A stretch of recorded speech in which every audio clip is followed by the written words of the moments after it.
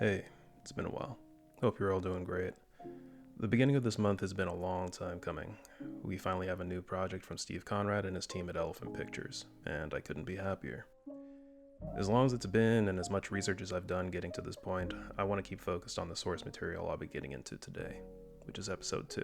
For those of you who have seen my videos before, those took a lot of time to make, and I just don't have that same time today. So, I'll be taking a more minimalist approach. Hope you don't mind the change. I want to preface this by saying I don't care to theorize on the true crime whodunit element of the show. There is an increasing amount of content and conversation regarding that aspect. No, what I want to get into today will be derived from a few hand-selected shots. I'll be talking about frame composition, memorable scenes, and why they stand out in my opinion. They will be Floyd's dance routine, Chicago, outside the dance studio, this shot of Jodie in the police station, Jodie's interview with Carol, Homer's conversation with Modern Love, and the last moments we see Jodie and Homer this episode.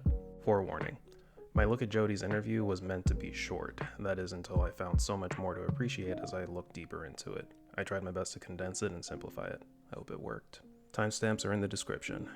I'm Ed, and this is Waffle Looks.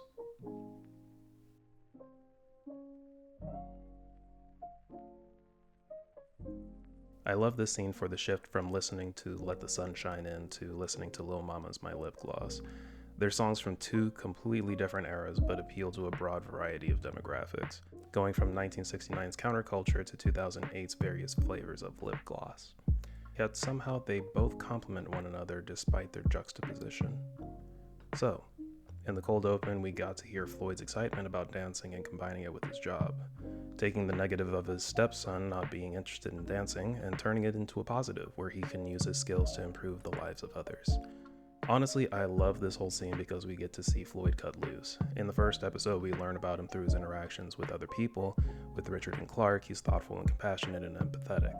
With Carol, he bears all emotion and vulnerability. We get to see how he's judged for it by Carol. Seeing Floyd in an intermediate hip-hop R&B dance class with kids just places further emphasis on him being a kid in a man's body. It's a fun scene. I honestly wish I had David Harbour's knees, and that's all I've got for this one.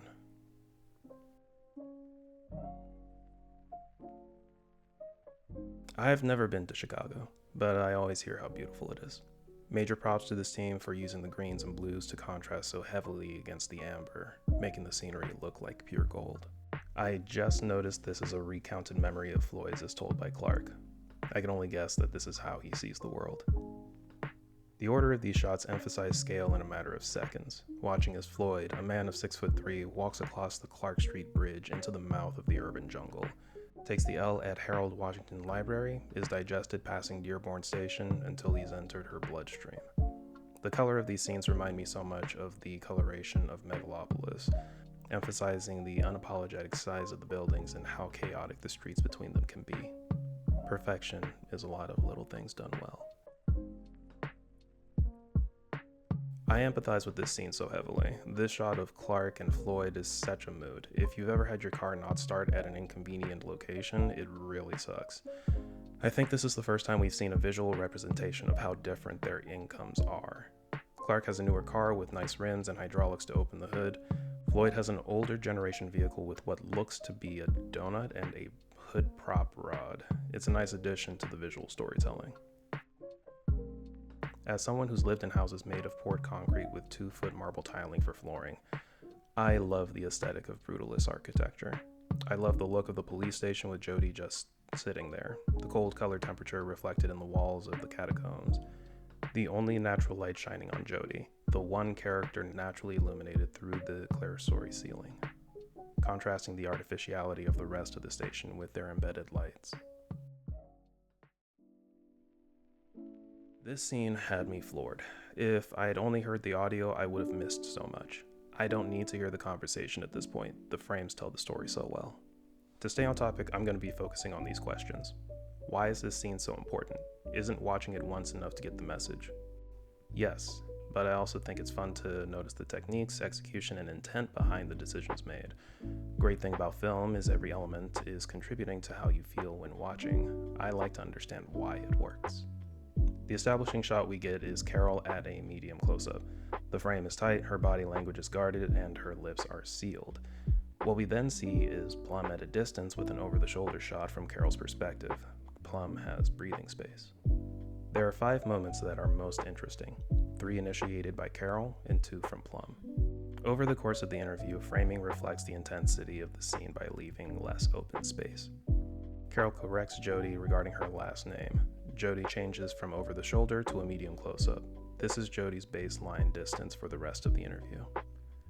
Jodie initiates a close-up for her first question, how did you meet Clark Forrest? Carol maintains a medium close-up distance. Then they return to medium, eventually progressing into an increasingly open dolly shot moving forward to almost reveal the room. The first speak-up was daunting. After Carol answers if she believed Clark's lie, we're torn from the openness and pulled into the first close-up we've seen of Carol. The second speak-up was just aggravating. Carol is insecure enough in her emotions to the point she attempts to manipulate Jodie a second time. This is where we enter the high-angle close-up on both characters with no space around them. They remain here for a while as they continue along their power struggle. That is until Carol disengages by saying that she will never leave her husband. They then return to equilibrium and their preferred distance.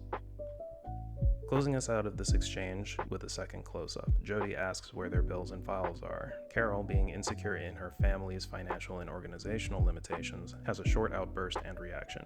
She breaks. So, why is this important? Just with the visuals, rhythm of the cuts, and Linda and Joy alone, you get a sense of their characters. Carol is strategic, manipulative, emotionally guarded, and controlling, using behavior and framing to shape emotional and visual space. Jodie is observant, approachable, emotionally present, and cautious. She keeps a safe distance, but will meet you where you are. She has emotional intelligence and picks her battles carefully. She is focused on doing her job well. Homer is really funny sometimes. His character always seems out of his element, especially when it comes to this case. He's a county sheriff's office detective. He deals with all kinds of straightforward cases. He wants to do his job, weave the story that he's created, and move on to the next episode of NCIS. We really get to see his discomfort with sexual matters, not understanding any other sexuality other than hetero. This conversation with Modern Love was so comical. The AP on the notepad was reminiscent of John's to-do list in Patriot. The comedic timing of both was executed perfect, and I just fucking love it and stuff. James Whittaker knows how to capture nature so well. If you've seen Patriot, the duck hunt episode and scenery shots are so beautiful. This is a beautiful moment between 2 friends on a swing set at a playground where Floyd works. This seems implied by the tiger logo on the backboard of the basketball hoop. School for the deaf is what it says. This whole shot just further emphasizes the theme of being grown-up kids. There is a whole video essay and numerous articles that talk about the importance of vanishing point perspective. I just really love the symmetry of these shots. However, only Jodie is coming from a different angle, both literally and figuratively. Anyway, those are the shots that I decided to go with. I thought they were pretty interesting. So, thanks for listening. I'll catch you guys in the next one.